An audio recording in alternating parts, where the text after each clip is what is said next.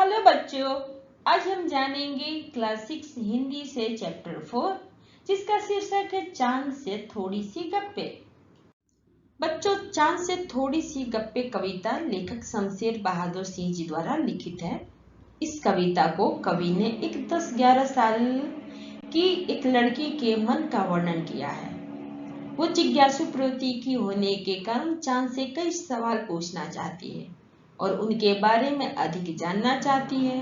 वो चांद से पूछती है कि वे क्यों तिरछे नजर आते हैं। वे सारे आकाश को चांद का वस्त्र समझती है जिस पर कई सितारे जड़े हैं। चांद का घटना बढ़ने को वो एक बीमारी समझती है।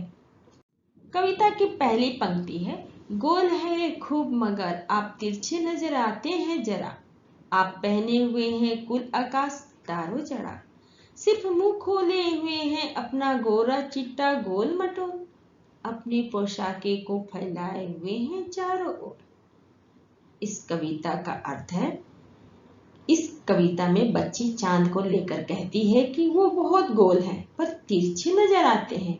वो आकाश को उनके वस्त्र बताती है, साथ ही आकाश में छाए तारों को उनके वस्त्र के सितारे जो चमक रहे हैं। चांद का सारा शरीर वस्त्र से ढका है, केवल चांद का गोरा चिट्टा गोल मुंह ही दिखाई देता है। कविता की दूसरी पंक्ति है, आप कुछ तिरछे नजर आते हैं जाने कैसे। आप कुछ तिरछे नजर आते हैं जाने कैसे। खूब है गो की वाह जी वाह, हमको बुद्धू ही नीरा समझा है। हम समझते ही नहीं जैसे कि आपको बीमारी है। इस कविता का अर्थ है, लड़की चांद से कहती है कि उनकी पोशाकें चारों दिशाओं में फैली हुई है। लड़की कहती है कि उसे कम अक्ल नहीं समझे। उसे पता है कि चांद को बीमारी है। जब वे घटते हैं तो लगातार घटते चले जाते हैं और बढ़ते हैं तो बढ़कर पूरे गोल मटोल हो जाते हैं। चांद की ये बीमारी उनसे ठीक नहीं हो रही है।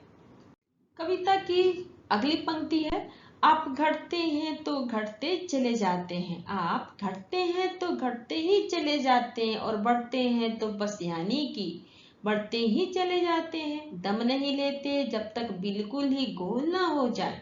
बिल्कुल गोल, यह मर्ज आपका अच्छा ही नहीं होने में आता है।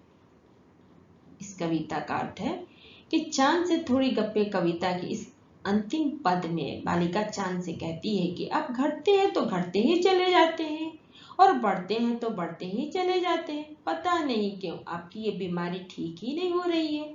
अतः छोटी बालिका चांद के घटते और बढ़ते रूप को एक बीमारी समझ रही है।